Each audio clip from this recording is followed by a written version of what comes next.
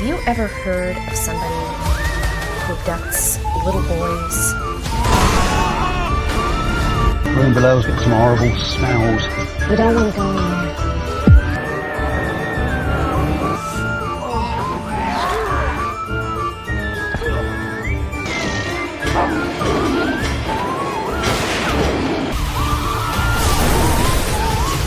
What are you doing? Complimentary room service. There is that.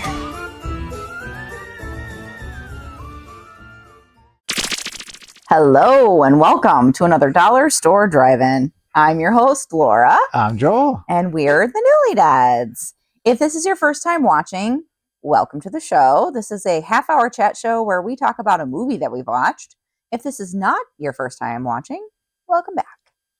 This is also a podcast that we upload to Spotify. So if you are listening to this, thank you for doing so. And we highly recommend that you find us because this is a visual show. So you're going to see a lot of edits that Mr. Newly Dead throws in there, and it's well worth watching it. And so if you want to try to find us, you can go to our website, which is called thenewlydeads.com. There you can find all the information about all the places that you can watch the show. You can see blog posts that Mr. Newly Dead does. He does weekly blog posts about different movies that he's reviewed. He also uploads a lot of other videos on YouTube, so you can find information about our YouTube channel through that same site, thenewlydeads.com. He does unboxing videos. He does movie reviews sometimes. No, not on there. It's just all unboxings. And then we do snack videos. And sometimes follow us around. And then we do the weekly Dollar Store Drive-In Classic. That is also true. So you can find all that information and more if you go to that site. You can also find out if we are going to be at different events this year. We have just focused and honed in on one special event where we are selling our art. We are, again, the Newly Dead, so that's what the brand is. But you can find us at the Witches Market. And that is going to be at the Boone County Fairgrounds on October 4th. And that is from 2 until 8 p.m. That is put on by Wolf Hollow here in Rockford, Illinois. They're an amazing store and owned by amazing people who run the store. And they are really great at putting together amazing events. I said amazing a lot in that sentence, but that's just because we love them so much. There's going to be like 150 vendors.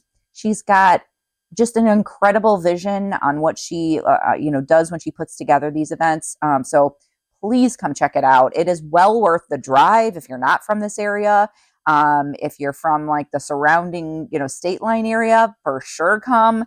But if you're far away, make this a destination because I cannot say enough like how awesome this event is. It's super fun. There's dancing, there's bands at play, there's tarot card reading and oracle reading, and lots of vendors who are selling art and crafts and all sorts of things, food vendors, and it's a full event. So highly recommend, again, on October 4th this year, 2025, from 2 to 8 p.m. So that is my shameful plug for the Witches Market. That was a very long explanation. But that's not why we're here. We're not here to talk about all that kind of stuff. We're here to talk about a movie that we watched. This is Dollar Store Drive-In. And so we've got some criteria for the movie in order to keep it on the same wavelength as all the other movies that we watch. The criteria is that the movie needs to be under $5. It needs to be a horror, thriller, or sci-fi genre movie. And it needs to be a movie that neither of us have ever seen before. So this week we watched one of the movies on this 5 wild movie disc set, which is all Sci-Fi Channel movies. We watched the movie called Momentum. Yes, Momentum. From 2003. 2003. So I'm going to read the synopsis and then we will watch the trailer and move on with the show. So, you ready for this? It's very short because there's 5 different movies on here. All right. Momentum. A physics professor with the ability to move objects with his mind becomes involved in an explosive web of sci-fi thrills, FBI secrets, and criminal activity. That is a good synopsis because that is exactly what happened in this movie. Pretty much, yeah. hmm It's weird that this movie is part of this trilogy because I feel like everything else on here is like creature or nature related, and so Momentum is more like human. Yeah. What is that called? Where you move stuff with your mind? Telepathy. Right. Telekinetic? Yeah. Telekinesis, not telepathy. I don't know what that is. Yeah, telekinesis. Telephonic. Yeah, It does So- feel a little out of place, but we'll get to it. right. Because everything else on here is like Mega Shark versus Giant Octopus, which we watched already. So yeah, there's some other movies that are on here that we're really excited to see. I know.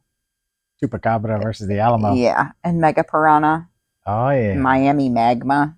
Miami Mag. They all sound glorious. But yeah, We'll get this to one is those. this one is Momentum, and it's a little bit different.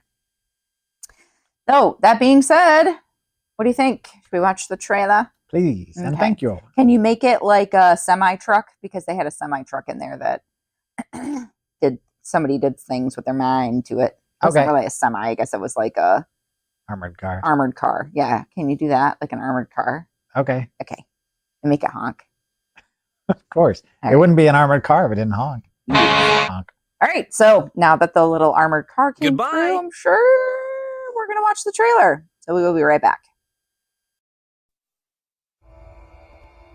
What's telekinesis? Where you move things with your mind.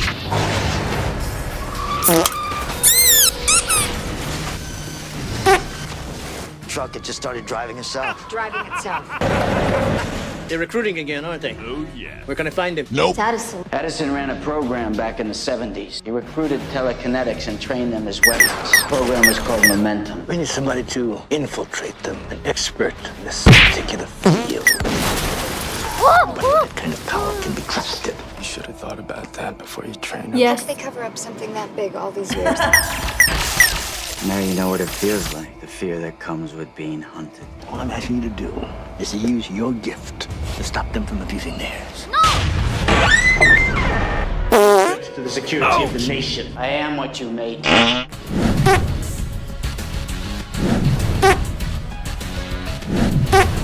You wanted a reason you were given this gift? Well, this is it.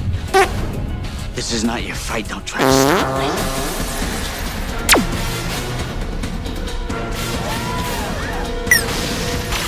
No one in this room is gonna walk out alive.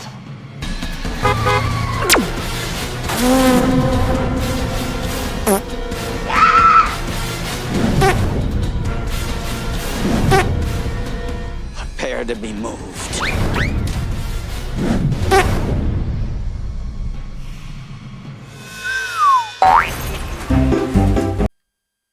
We're back, and Mr. Newly did have some notes. I do. So whenever we watch a film, I will take notes digitally, then print them out on this fine piece of paper here. And then that gives a little guideline to talk about the film. Then at the end of the year, Miss Newly will collect all of them into a flip book fashion, I do. and she will put them on our website that we mentioned previously. You can check out 2023 and 2024. You can see all of the behind the scenes notes and information and thoughts and drawings and who, the what now, all the stuff. It's all there. So go check those out. And then at the end of this year, these will eventually appear there as well, even as if it was like some sort of telekinesis. I don't know what I'm saying. Anyway, and Mrs. Nulida this year is committed to take notes to match me for the entire year. And so far, she has done it every single week. No, she is taking hers analogically. I don't think that's a word. Analogically. I don't know. I'm just making stuff up now.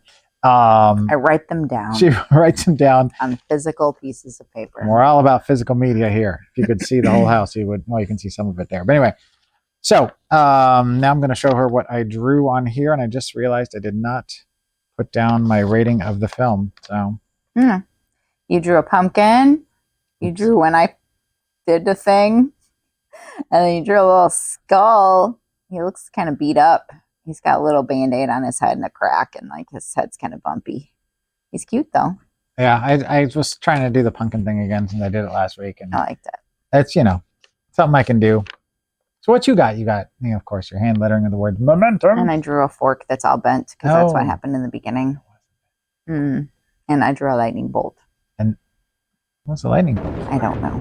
Was there a lightning bolt in the movie? I don't know. Oh, I also drew a little brain, and I was gonna start like coloring those in, and like I had intentions on like drawing things and making it look really cool.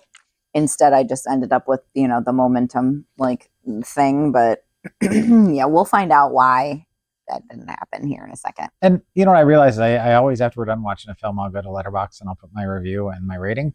And I just realized why it's not on here. It's because I forgot.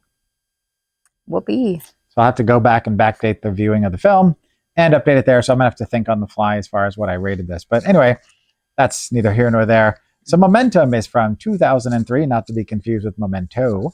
Currently sitting at 4.7 out of 10 on the Internet Movie Database. Yes. So this was directed by James Seal, S-E-A-L-E, not as in Kiss from a Rose, who did a little movie that we watched called Asylum. Oh. Do you notice some similarities now? I do. Maybe. Ish. He also did something called Throttle. Hmm. You may remember that I discussed when we did the Asylum episode that he did a movie called Juncture. I just like saying Juncture, so I wrote it down again. Juncture. He did something called Sarah Zanotti Justify, which I think might be a music video. I'm not sure. And did 73 episodes of Survivor Ponderosa, which sounds like they were on a ranch. Weird. I don't know. Weird, right? We got a few things on here with lots of episodes involved. This was written by Deveron Carroll, K-A-R-O-L, who did this, something that's currently in development, and something called Global Effect, which sounds like a barn burner. So this stars one, Louis Gossett Jr., who, if you've been around since I was born, you'll know his work. He was in the miniseries Roots. That was kind of just an event. It was event television back in the day. Yeah, we watched it in high school. Yeah, it was a big deal. It also gave us a very young LeVar Burton. Mm-hmm. He was also in Jaws 3, which is on the shelf, which is the first Jaws movie I saw, actually, and I saw it in the theater, and I was like, whoa. And then I saw the first one and was like, what was Jaws 3 about? Anyway, he was also in Enemy Mine, which is an alien film. I love that movie. Kind of a classic. I love that movie. I haven't seen it in many, many years. Yeah, I wonder if it holds up. I don't know that it so good would be as good as you remember, but I think Yeah. it does hold up because it's kind of considered a sci-fi Yeah. kind of benchmark. Yeah. He was also in the Iron Eagle franchise 1 through 4, which I remember very vividly. At Christmas time, we were it was Christmas or Thanksgiving. We used to go visit my grandmother in Lincoln, Nebraska, and we would watch movies as part of our like hanging out time. And for some reason, Iron Eagle got chosen, and I was like, cool, movie about fighter jets. And I was like, wow, this is really dull. I don't know how they made fighter jets uninteresting, but they got 4 movies out of it. Anyway, he was also in the original Punisher film with Dolph Lundgren, which was a huge deal back when I was collecting comics and as a kid. Came out in 1989. It got banned for a long time for violence. And I bought a bootleg copy, allegedly, at a comic convention, which I still have somewhere, allegedly. And it still had the time code on it, allegedly. And it was everything I wanted it to be. And I don't think it really would hold up now, but it was fun at the time. Hopefully they can hear you saying allegedly. I'm sure they can hear me saying allegedly. Or you can always put it up there. This also stars Terry Hatcher, who was popular at the time. She was in Spy Kids, the original film. She was in Straight Talk. Yes, that's the movie with Dolly Parton where she plays a character named Sandy Kenyon. Oh. She was in Seinfeld. She was Sidra. She was the one who had perfect you-know-whats, and they were real and fantastic. She was also in 180 episodes of Desperate Housewives. Mm-hmm. Did you know that already? I knew she was on. I did not watch that show. Oh, okay. I didn't know if it seemed like something you may have like perused at some point. Nope. But she was in a lot of episodes. This also stars Daniel Day Kim, who is popular still, who was in The Jackal, which is a recent thing. He was in the 2019 Hellboy, which is on the shelf, one with David Harbour that didn't do as well as we had hoped. He was in Always Be My Maybe, which was a fun romantic comedy. I actually included a clip of Keanu Reeves in that film at the end of an episode recently. What else? He was in Spider-Man 2. And he was in Hulk, the 2003 Ang Lee flop with the giant killer poodles. This also stars Zach Galligan in a very small role. Yeah. He was in Gremlins 1 and 2. He was in Waxwork 1 and 2. He was in Hatchet 3, the Adam Green quadrilogy. There's 4 of them. He was in Hellraiser 3, Hell on Earth, which is the only Hellraiser I saw in the theater with the CD shooting Cenobite. And he was in G-Men from Hell, which stars William Forsythe, that I've never seen, but was based on a graphic novel. So I added a couple people here because I didn't include any of the real stars in this film. So the first one is Michael Massey, who was has passed on, but he was in The Crow. You may remember him as Fun Boy. He was in The Amazing Spider-Man 1 and 2. That's the Andrew Garfield ones, not Spider-Man, which Zach Galligan was in, which is the Spider-Man. Tobey Maguire Spider-Man. Yep. Spider-Man. He was in 7. Yep, that 7. He was in David Lynch's Lost Highway. And he was in the very panned Catwoman with Halle Berry. Boy, that was a weird choice. And finally, we have to mention Grayson McCouch because he was our lead. And plus he has a fun last name. McCouch? McCouch. It's probably like McCutch or something, but it's spelled McCouch. He was in the Armageddon movie with Bruce Willis and a bunch of other people in space. He was in Throttle that we mentioned previously. He was on 50 episodes of Another World. And this may make you go, oh, right. He was in 613 episodes of As the World Turns. Whoa. Did you ever watch that one? I did not watch As the World Turns. Or I watched Another World? Another World. Do you remember him from that? I don't remember. No. 613 episodes. Like his resume on IMDb is like this big. It's like I mean, they do like 12 listings. An episode almost every every day. weekday. Yeah. Yeah. It's not on the weekends, but every weekday. But I mean, like his resume was super short, and I'm like, wow, this guy didn't have much of a career. And then I was looking, and I'm like, holy crap, 613 episodes. It was on a lot. Yikers! My dog is very clingy today. If you couldn't see his little head, he got a haircut. Now I'm all hairy. Shaggy got a haircut, and he's very clean. So anyway, at this point, I turn to my wife, and she says, "What'd you think?" All right, let's get into this. So, first thing that you and I both were asking was like, what is going on with the powers? Why does everybody have powers? And if everybody has powers, then who's special? Yeah. Which not everybody didn't have powers, but because the focus of the movie was about the fact that the government, 2 separate agencies, the CIA or the FBI and the CIA, were working against each other. One wanted to figure out what happened with an armored truck robbery, and the other one wanted to shut down this group of militant telekinetics people. And then you had, of course, the guy that was stuck in the middle of the whole thing that didn't join the telekinetic people. It was weird. It was weird. Louis Gossett Jr.'s character seems to be outside the law, which he very much was, along with Zach Galligan, who seemed to be his superior. And they make some reference at one point that Louis Gossett Jr. had been around since like Prohibition era or something. And I don't know whether they were inferring that he was some sort of superpowered being or they were just making a joke. I never figured it out. Yeah, I remember that part. It was weird. It was a weird thing to say.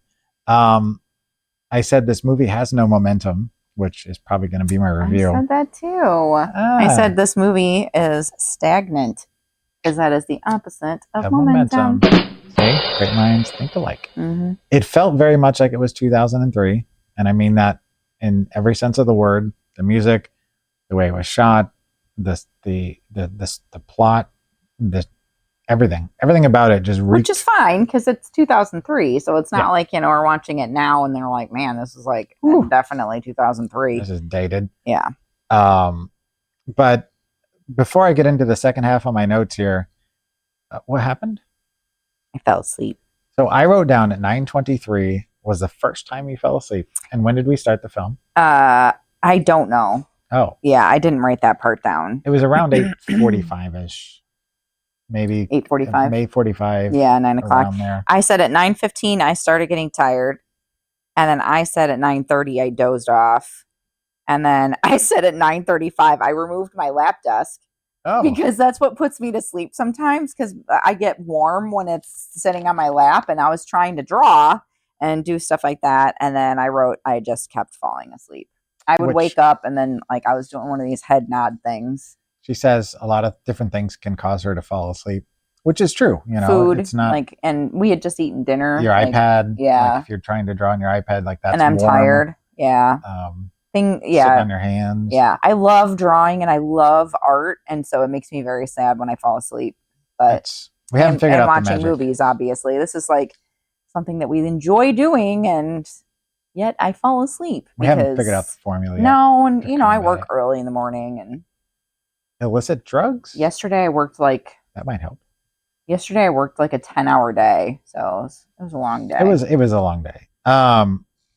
So I kept asking myself, why is everyone in this film so angry, and why do they all have the same powers? Which the second part gets answered later on, that they were part of a government experiment that then kind of branched out into this person finding all these other people with the same powers. But it was created as a way of like, you know, making militant, superpowered beings that kind of went haywire. There's a love scene in this between Grayson McCouch and the main girl in the film, and she's like, "No, can't use your hands." So there was hands-free naughty, is what I called it. Hands-free naughty, because they were undressing each other with no hands used, which was interesting. There was no like, you know, it's sci-fi, so. Then all of a sudden it felt like a superhero movie. And I know, you know, sci-fi is part of our, you know, allowed things to watch. So it still fell under that guideline, but it felt very much like you had superpower beings fighting against each other to, you know, achieve whatever ends they were trying to achieve. There was a scene, which you may have been asleep at this part, where they were torturing a guy for information, and they were slowly breaking his fingers one by one. And I wrote, no, ouchie, because I don't like the idea of having your fingers broke. And did you see that part? And they were like, it wasn't just like, you know, crack. It was like turn, twist, crack, turn the other one the other way. Like it was really slow, and yuck. Surprised they weren't sticking bamboo up the fingernails. Ouch. I realized that Grayson McCouch was maybe the only good guy in the movie. There was no real like clear cut good guy, bad guy. Everybody was kind of had their own agenda, and they were all kind of working outside of what is legal. Yeah.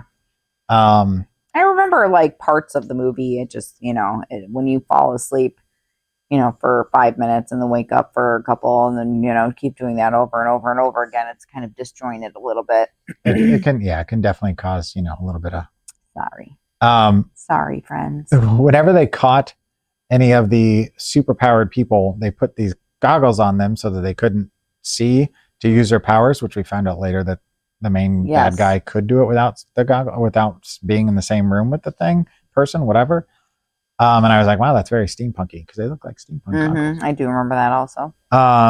It got very, very over the top and silly at the end. There was a slow motion car pinning scene where Louis Gossett Jr. got pinned up against a wall by Grayson McCouch chucking a car at him. Or was it? Maybe it was Michael Massey who did it. Anyway, it was very awkward, because the car was like, you know, like, you ever seen Austin Powers in the scene with the steamroller? It was Austin Powers, right?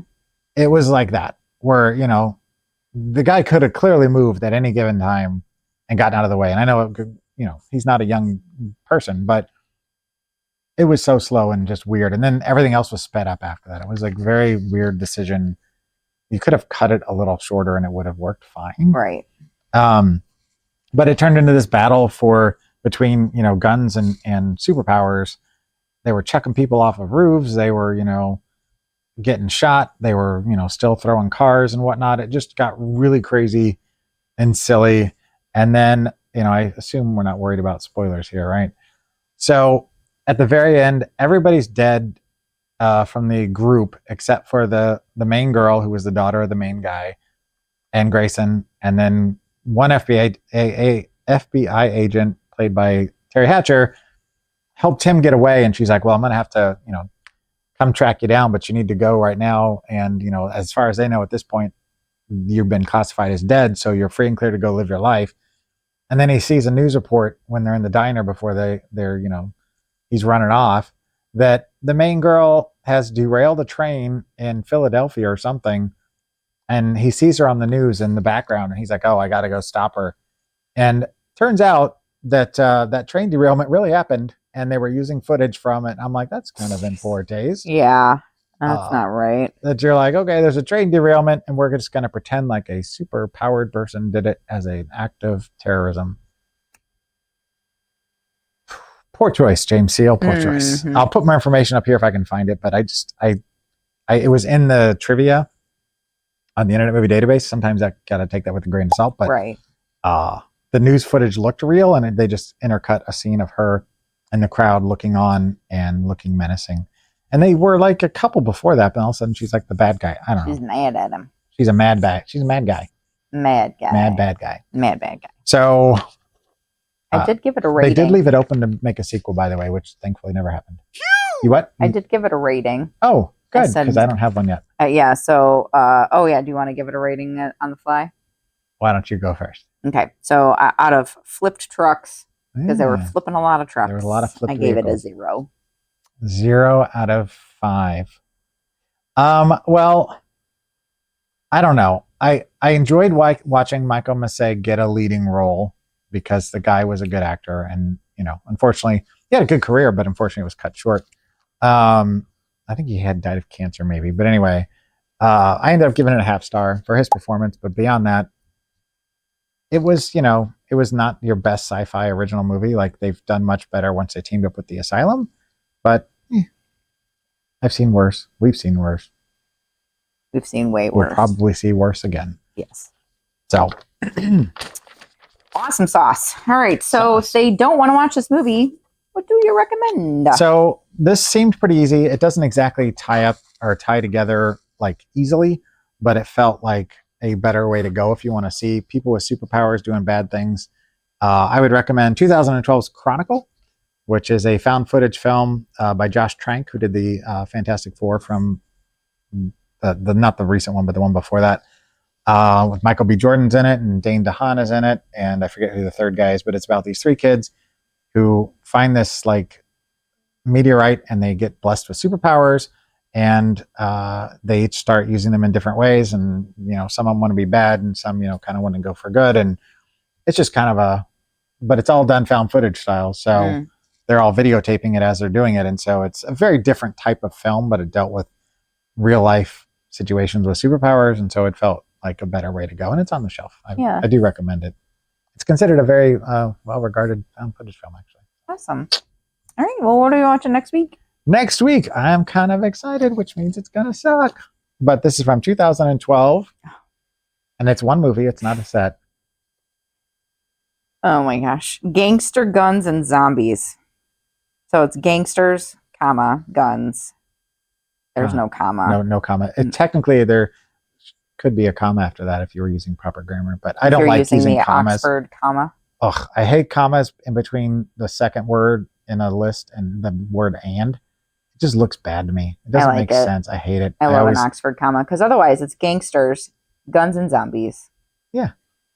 Whenever they try to correct it in my emails and my professional life and stuff, I'm always like, nope, You don't just like an leave it Oxford out. comma? Oh, I hate it. I love it. I have to have it there. Yeah. We're gonna fight later. Oh, let's do it. All right. So I'm going to read the synopsis here. Also, I'm going to read the top of it because there's a horrornews.net that wrote a little blurb about it. It's Reservoir Dogs and Lock, Stock, and Two Smoking Barrels with a healthy dose of Dawn of the Dead. It's gonna be interesting when we talk about the notes next week. Anyway, That's like a Joel sandwich. Salad? Oh, Salad. salad and Salad's sandwich. better. Yeah, because sandwich would be. Yeah. I mean, I'll eat a sandwich too. All right.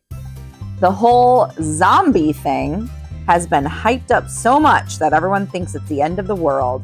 Of course, pulling off a heist during a zombie apocalypse is never that simple, especially with a motley crew of thieves who can't stop bickering, all the while fighting marauding hordes of the undead. The cast is just terrific, an incredibly fun ride through zombie-infested world where everyone is out to make a few bucks. Somebody named Zack Snyder made a movie called Army of the Dead that had a sequel and was supposed to have another one that is very similar to that. Yeah. Interesting. Zach, That you is see the this film? synopsis, but it's also like the review by horrornews.net. Interesting. Yeah, it's like twice. I mean, I'm curious. I have hopes, but they're usually dashed upon the rocks. Upon the rocks. I had something I was going to say about that, but I don't know what it was now. I don't believe the artwork on here. It looks I guess there's a couple of stills, but like that's obviously like not from the movie. We'll find out. None of that is from the movie. Someone made it. Boy, horrornews.net. It's just all over this thing. I may already have a recommendation. I got to remember that for next week. All right. Well, thank you very much for watching as always. And until next week. Keep it cheap and creepy. Bye. Doesn't mean you should go chasing the dead. It may be your robot, but it's my house. I want to get a close look at these sharks. Sounds dangerous. I'll be careful.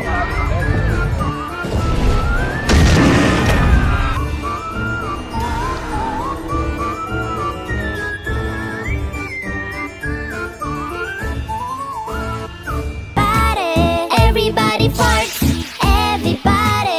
Everybody farts. Zombie farts.